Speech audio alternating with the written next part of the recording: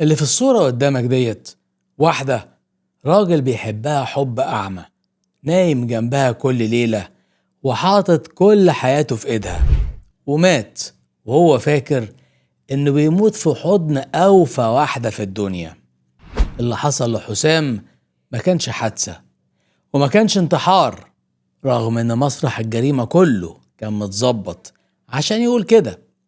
في تفصيلة صغيرة واحدة بس قد الدبوس نسيوها على المكتب.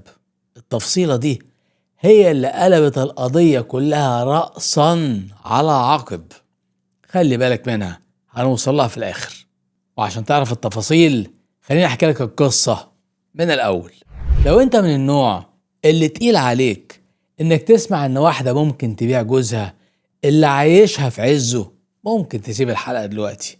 ولو ما عندكش مشكلة وقلبك جامد وعايز تعرف التفاصيل وعايز تشوف ازاي بني آدم بيتغير من جواه من غير ما حد ياخد باله، خليك معايا لغاية الآخر. بس قبل ما نبدأ، لو لسه ما اشتركتش في القناة دوس اشتراك وفعل الجرس عشان يجيلك إشعار بكل حلقاتنا الجديدة. يلا بينا نبدأ قصتنا.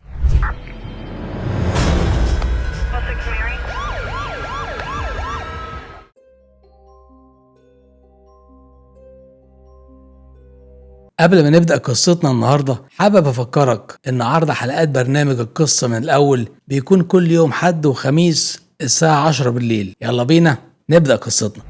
في محافظة سوهاج سنة 2022، في حي من الأحياء الهادية اللي كل الناس هناك يعرفوا بعض، كان في راجل هناك اسمه حسام، شاب في أواخر الثلاثينات، بيشتغل محاسب في شركة كبيرة. راجل بيتقي ربنا وهادي، وكل طموحه انه يبني بيت محترم ويربي ولاده صح. حسام كان متجوز من ست اسمها منى.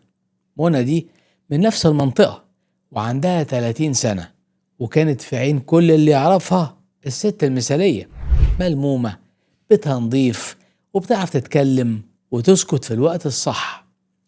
اتجوزوا من تقريبا 6 سنين وربنا رزقهم بطفلين، واللي يشوفهم من بره كان بيتمنى يبقى مكانهم.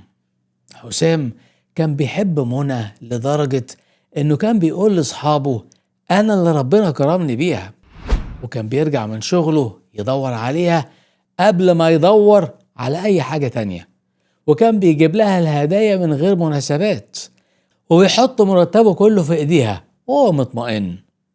حسام ما كانش مقصر في حاجة خالص، بس الحقيقة اللي محدش كان شايفها إن منى من جوه ما كانتش زي بره خالص. منى كانت حاسة إن حياتها بقت روتين تقيل، نفس البيت، نفس الكلام، نفس الراجل الطيب اللي بيعمل كل حاجة صح، لدرجة إنها بقت تزهق منه إنه صح قوي. ما كانش ناقصها حاجة ولا فلوس، بس كان جواها فراغ كبير وما كانتش عارفة تسميه ايه. وزي ما بيحصل كتير، الفراغ ده لقى اللي يملاه، بس في أوضة منى وعلى الموبايل بتاعها، مش في بيتها. في الفترة دي منى بقت بتقضي وقت طويل على السوشيال ميديا، جروبات الستات، جروبات الطبخ، جروبات بتتكلم في كل حاجة وفي أي حاجة. وفي جروب من دول لقت هناك تعليقات لراجل اسمه طارق. طارق كان كل كلامه مختلف، بيرد بذوق وبيقول الكلام اللي كل ست زهقانة نفسها تسمعه. بدأوا يتكلموا في الكومنتات، وبعدين على الخاص، وبعدين على التليفون لحد الفجر. طارق كان هو كمان راجل متجوز، بس كان من محافظة تانية، وعنده هو كمان نفس الحكاية، وبيقول إنه مش مرتاح في جوازه وإن مراته مش فاهماه. الاتنين لقوا في بعض اللي هم عايزينه. منى كانت بتحكي له على كل حاجة، حتى الحاجات اللي ما كانتش تعرف تقولها لجوزها. وطارق كان شاطر، كان بيزرع جملة ورا جملة: انت مظلومة، انت تستاهل اللي احسن من جوزك، الراجل اللي معاكي مش حاسس بقيمتك. الكلام ده دخل في قلب منى وعشش جوه. وهنا لازم اقول حاجة، منى في الاول كانت بتقول لنفسها انا غلطانة، اللي بيحصل ده حرام، أنا عندي جوز وعندي أولاد. وفعلا قفلت الموبايل بتاعها كذا مرة وقالت خلاص بقى اللي فات مات. بس اللي كان بيحصل إن كل ما تفتكر روتين البيت تلاقي إيديها رايحة على الموبايل لوحدها. وبعد كام أسبوع من الكلام اللي ملوش آخر، طارق طلب يقابلها، ومنى اللي كانت بتحارب نفسها استسلمت في ثانية.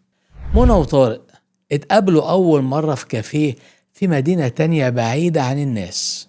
منى رجعت من اللقاء ده مش هي، حست إنها عاشت تاني. ومن هنا ابتدت العلاقة تكبر، مكالمات يومية ولقاءات كل ما تلاقي فرصة. منى بقت بتكذب على حسام بمنتهى السهولة، تقول له رايحة عند أختها، رايحة تتسوق، رايحة للدكتور. وحسام الراجل اللي بيثق فيها ثقة عمياء كان بيصدق كل كلمة، وكمان كان بيقول لها خدي وقتك يا حبيبتي، ريحي نفسك. أكتر حاجة كانت بتقطع في الموضوع ده إن حسام في الفترة دي بدأ يحس إن منى اتغيرت، بس فهمها غلط تماما. لقاها بقت مهتمية بنفسها أكتر، بتلبس أحلى وبتمسك الموبايل على طول. حسام قال لنفسه الحمد لله منى بقت مبسوطة. الراجل المسكين كان بيفرح بالعلامات اللي المفروض تخوفه، وكل ما طارق يحس إن منى مترددة كان بيرجعها بكلمتين لحد ما خلاها مرتبطة بيه ارتباط مرضي، وبقت بتاخد إذنه في كل حاجة. عدت شهور والعلاقة بقت أعمق. هنا بقى منى ابتدت تفكر بصوت عالي قدام طارق، قالت له أنا تعبت من الكذب ده، نفسي أبقى معاك على طول. وطارق رد عليها بجملة غيرت كل حاجة، قال لها وأنا كمان. بس في حسام. الجملة دي قعدت تتكرر بينهم لحد ما الكلام اتنقل من نفسنا نبقى مع بعض لإزاي نخلي ده يحصل. في الأول فكروا في الطلاق، بس منى عارفة إن حسام مستحيل يطلقها، وإن لو عرف بالخيانة هيفضحها قدام أهلها وياخد منها ولادها، وده اللي هي مش مستعدة له خالص. وطارق كمان ما كانش عايز يسيب بيته ويبدأ من الصفر. هنا بقى بدأت الفكرة الشيطانية تتكون من غير ما حد يقولها بصوت عالي. لو حسام اختفى كل المشاكل هتخلص، هي هتورث الشقة والمعاش وتبقى حرة ومحدش يقدر يقول حاجة. طارق هو اللي حط الخطة وقال لمنى إن أي قتل بيتكشف لما يبان إنه قتل، فلازم اللي نعمله يحصل لحسام ويبان إنه حادثة أو انتحار، حاجة محدش يشك فيها. وقعدوا مع بعض الجوز يفكروا في حسام، راجل هادي مفيش حد بيكرهه، مين هيصدق إنه اتقتل؟ هنا بقى طارق جات له الفكرة جوه بيت حسام نفسه. الشقة بتاعتهم في الدور الأخير وفيها بلكونة سورها واطي. قال لمنى لو جوزك وقع من هنا الكل هيقول إنها حادثة، وممكن نخليها كمان تبان انتحار لو ظبطنا الموضوع. ومنى يا باشا عشان تظبط فكرة الانتحار بدأت من بدري تمهد. قعدت قدام جيرانها وأهلها تقول إنه حسام بقى مكتئب، وإن عنده ضغوط في الشغل، وإنه بقى بيتكلم بطريقة غريبة. الناس صدقتها لأنها الست المثالية اللي مش هتكذب، كانت بتبني مسرح الجريمة اللي هتنفذها خطوة بخطوة من غير ما حد ياخد باله خالص. نيجي بقى ليلة الجريمة. هنا تم اختيار ليلة حسام فيها هيكون لوحده مع منى والولاد عند جدتهم. منى عملت لجوزها عشاء وقعدت معاه قعدة حلوة عشان يطمئن، وفي آخر الليل حطت له في المشروب جرعة منوم تقيلة عشان تخليه مش قادر يقاوم. حسام شرب وهو مبسوط إن مراته رجعت تدلعه تاني، وبعد شوية بدأ الدوخان ياخده وراح نام نومة تقيلة على الكنبة. هنا منى فتحت الباب لطارق اللي كان مستني تحت، والاتنين شالوا حسام وهو شبه فاقد الوعي ودوه ناحية البلكونة. حسام حاول يقاوم في آخر لحظة، فاق شوية وحس إن في حاجة غلط، بس جسمه ما كانش بيسمع كلامه من النوم، وفي لحظة اتزق من فوق سور البلكونة الواطي، وخلصت حياة راجل كل ذنبه إنه حب ست خاينة. طارق ومنى دخلوا الشقة بسرعة عشان يظبطوا الدنيا ومسحوا أي أثر، غسلوا الكوباية اللي فيها المنوم، وعشان فكرة الانتحار تبقى مقنعة طارق قال لمنى لازم نسيب رسالة. منى كانت عارفة إن حسام بيكتب كل حاجة على اللابتوب اللي هما الاتنين بيستخدموه، فطارق فتح اللابتوب وكتب فيه كلام زي رسالة وداع، إنه حسام تعبان وزهقان ومش قادر يكمل، وساب اللابتوب مفتوح على المكتب جنب الشباك. وهنا بالظبط فاكر بقى التفصيلة الصغيرة اللي أنا قلت لك خلي بالك منها؟ هنا يا باشا حصلت الغلطة اللي طارق ومنى عمرهم ما تخيلوا إنها هتجيبهم. تاني يوم الصبح يا باشا الجيران لقوا حسام واقع في منور العمارة. الدنيا قامت وما قعدتش. منى نزلت تصرخ وتعيط قدام كل الناس، وقالت انها كانت نايمة وما حسيتش بحاجة، وان جوزها كان مكتئب في الفترة اللي فاتت. الكلام ده كان متوقع من الناس بعد اللي كانت بتقوله عنه، وفي الاول الموضوع الناس اخدته على انه حادث سقوط او يمكن انتحار، خصوصا ان في رسالة على اللابتوب. بس رجال الامن لما جم وعينوا المكان حس انه في حاجة مش راكبة، حاجة بسيطة بس وقفت قدامهم: الرسالة اللي كانت مكتوبة على اللابتوب. وملف الرسالة كانت عمل له حفظ الساعة اللي اتقال فيها ان حسام كان لسه عايش وزعلان. لكن المشكلة ان حسام زي ما اهله كان بيقولوا كان بيكتب بايده اليمين.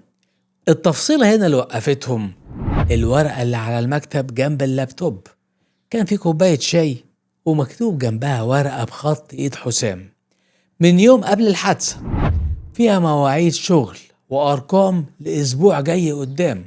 راجل بيخطط لاسبوع شغل قدام وبيكتب مواعيده، مش ده الراجل اللي يقرر يموت نفسه تاني يوم.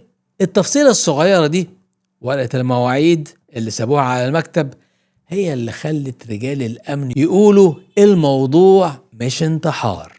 من هنا يا باشا بدأت التحريات بجد. رجال الامن طلبوا تشريح الجثة، والطب الشرعي رجع بنتيجة قلبت كل حاجة. في جسم حسام لقوا آثار مادة منومة قوية بكمية مش طبيعية إن واحد ياخدها لوحده.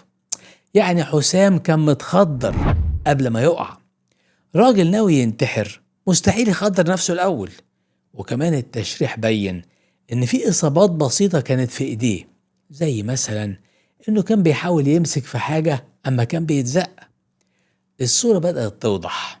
ده يا باشا ما كانش سقوط من على السور، ده كان دفع من على السور أو زق. رجال الأمن رجعوا اللابتوب نفسه اللي كان عليه رسالة. هنا لقوا الخيط الحقيقي. لما فحصوا الجهاز لقوا إن الرسالة دي اتكتبت في الوقت اللي بعد ما الطب الشرعي قال إن حسام كان فقد وعيه أو ميت. يعني حد تاني هو اللي كتبها بعد ما حسام اتكل على الله. وفي نفس اللابتوب لاحظ إن اللابتوب ده بيستخدمه حسام ومراته. لقوا عليه حاجة أخطر بكتير: تطبيق المحادثات بتاع مراته كان مفتوح والباسورد متسيفة. أما فتحوه يا باشا لقى محادثات ما بين منى وطارق، أما كانوا متصربعين. منى وطارق نسيوا إن الجهاز اللابتوب ده عليه تاريخ سجل كامل من المحادثات والمكالمات اللي بينهم. رجال الأمن دخلوا على رسائل الواتساب والمحادثات بالباسورد الموجودة بتاعت منى، ولقوا يا باشا شهور من الكلام ما بين منى وراجل غريب. كلام حب ولقاءات، وفي الآخر كلام بيلمح بطريقة مرعبة: لما نبقى مع بعض من غير حسام. الرسائل كانت كافية تفتح كل الأبواب. عرفوا مين طارق ومين وازاي اتعرفوا، وقعدوا يربطوا المكالمات. في ليلة الجريمة كان في اتصالات كتيرة بينهم، وموبايل طارق ظهر انه كان قريب من منطقة بيت حسام في شبكة الاتصالات في الوقت اللي المفروض هو كان فيه في المحافظة بتاعته. وهنا استدعوا منى للسؤال. في الأول مثلت دور الأرملة الحزينة بإتقان، وقعدت تعيط وتقول: جوزي، كل حياتي، مين اللي يعمل فيه كده؟ بس رجال الأمن كانوا ماسكين الورق كله، ولما حطوا قدامها الرسايل وتقرير الطب الشرعي وتوقيت كتابة الكلام على اللابتوب، منى حست إن الأرض بتتسحب من تحتها. حاولت تقول إن العلاقة ما بينها وبين طارق كانت كلام بس، وما حصلش حاجة تانية، وإنها ما عرفتش حاجة عن موت جوزها.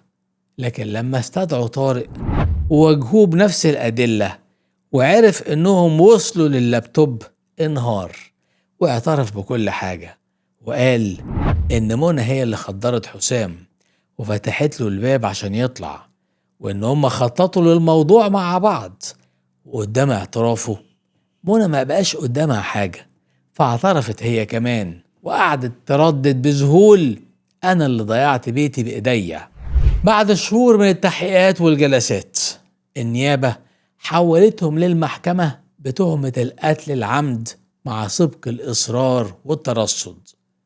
وبعد ما سمعت المحكمة كل حاجة، المنوم وتوقيت كتابة الرسالة على اللابتوب والرسائل والاعترافات، أصدرت حكمها: الإعدام شنقا لكل من منى وطارق.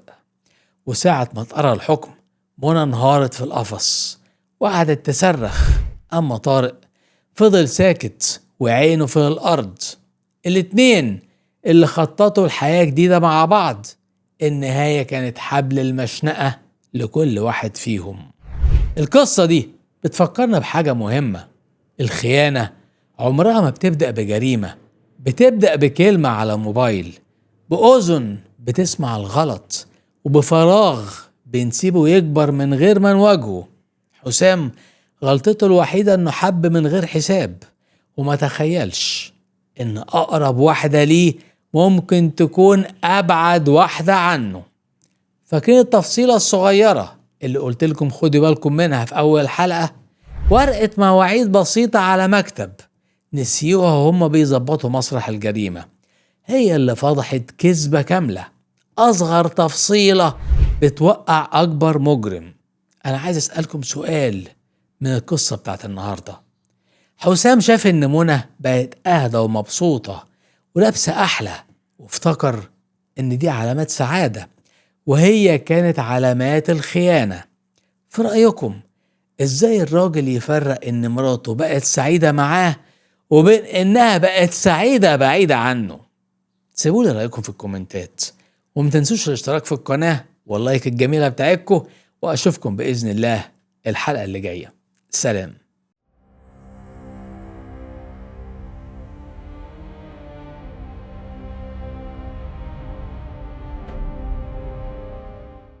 في أوسخ الأماكن ممكن تلاقي أنظف لفتة.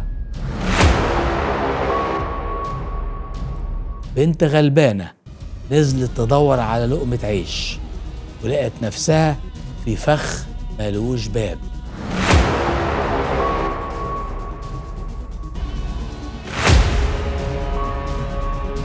لما حاولت تطلع، لقت ان اللي وراها اخطر مما تتخيل.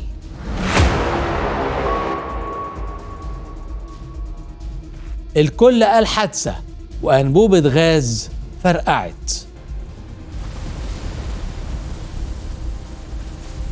بس في حاجة صغيرة كانت لسه عايشة وعندها لسان. ورقة واحدة متخبية في درج قلبت القضية كلها رأسا على عقب. افتح الباب بسرعة.